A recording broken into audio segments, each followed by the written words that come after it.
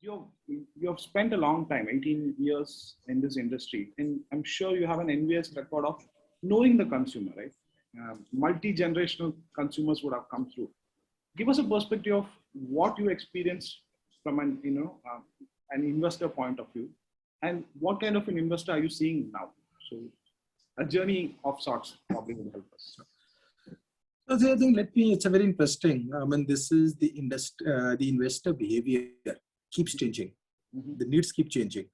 But I think one thing is unique, that I think it's as a CEO or as a product manufacturer, let me put it this way, I have to always keep thinking, will I be investing in it? Will my father be investing in it? If it's good for me, it's for my family, it's good for the investor. So that is number one.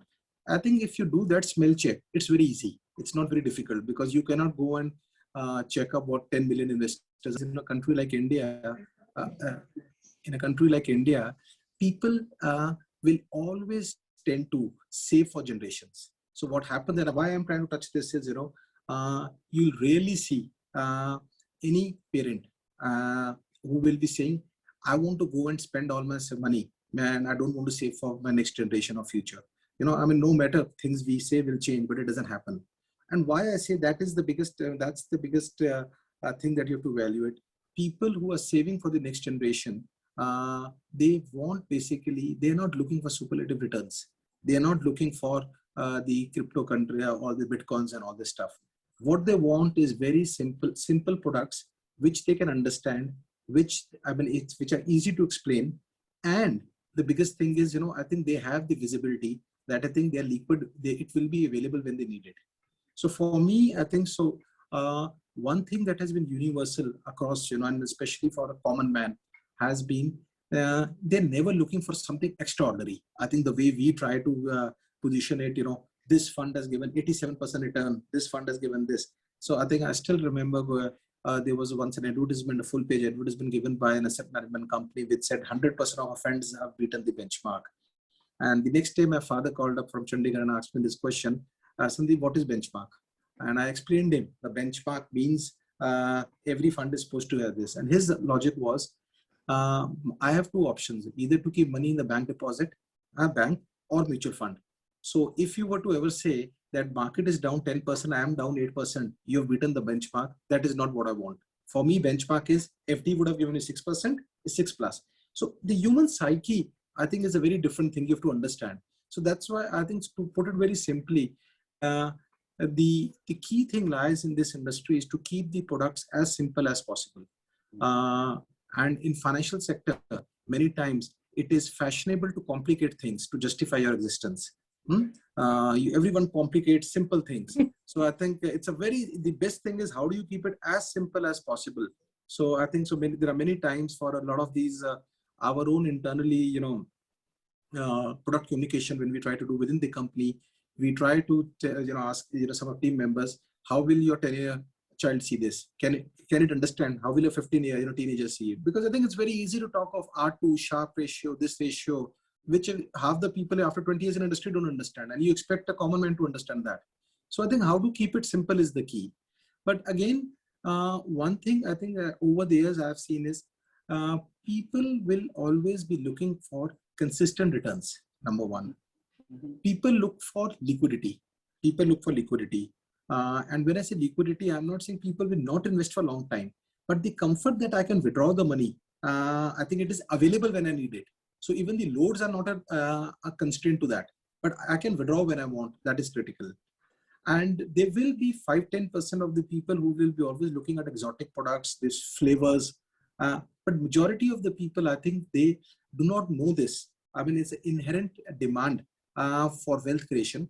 And for them, it is all about goal-based investing. They don't realize it. But in common, a common Indian will always say this, I'm saving this for my son's education, for my daughter's education. I mean, in financial parlance, we use it goal-based planning, goal-based investment. But those guys are smart, they're already doing it. So the key is, how do you keep it as simple, and believe me, to keeping it simple is the most difficult thing, So I think it's, I mean, I would say the investor behavior is getting, investors are getting more educated, they are becoming more tolerant to volatility. And the overall environment in the country, and now mixing with the and adding with the COVID part, I see savings will go up. So I think clearly, I'm sure you and me now will realize that I think maybe we do not need to buy new shirts and all because we hardly go out. I think earlier we used to go out for holidays. All those holidays are gone. So I think what do you do? I think ultimately this money is going to be coming to our bank accounts, and human psyche is right now. Let me save a little more. We are still away from a very Western concept that I do not know how long I'm going to live, but let me live, enjoy my life. I mean, I'll see how does it matter, So why should I save for my kid? After 18 years, he's supposed to step out of his house and, go, you take your own loans and do it. Last week, I was reading a very interesting tweet from somebody in US. Someone said at age of 26, said, I'm so happy. All my loans, education loans have been cleared today. Now look at this, interesting. A kid there is taking a loan to study. Here, I think how many of us took loans to study? Our parents were funding it. And even right now we do it. So why I say this is, we'll continue saving because of the social dynamics in India. And I think this is something which I think in India and China, I mean, if you see, and why people see many times we call asset management, IRR, various things. There is a very deep science behind it. You have to know the psychology of people. Why are people investing? They're not investing only for returns. They're investing for a reason. And if you understand that reason, then I think you'll understand what is their behavior. So they're not looking at, that this year mid cap is good, next year this one is good. These are all. I think they're investing without knowing it. It's a goal-based planning. And so it's very simple. It's not as difficult, but consistency, no risk, no volatility is the key. That's very interesting insight into Indian consumers. Sure, and yeah, as you rightly said, consumerism is not there in India as prevalent is in the US. Oh, I'll just give you a very interesting example. Again, let me go back. Way back in 2010, we started SIPs of 100 rupees. Now it's again when we started, was it viable because of the transaction cost? And all answer is no. But it's again psychology. It's the sachet strategy. So what happens is, you want people to start. And once they start investing and they keep topping it up. So that's why I said this business, especially the mutual fund business in India, is you can, while we can call it as a financial services, I would reclassify it as it's a financial services FMCG company. So I think it's, has to be good product. There you have to understand the need of the investor. You have to reach out.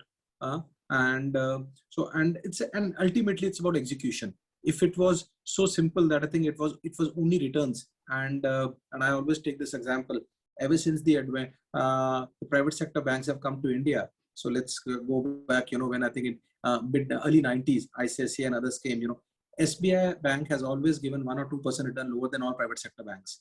If returns mattered are the only thing, the entire deposit should have gone there, but it does not happen. So there is something more. So the secret sauce is a lot more. It's brand, product, execution, relationship, and psychology. So it's a mix of multiple things.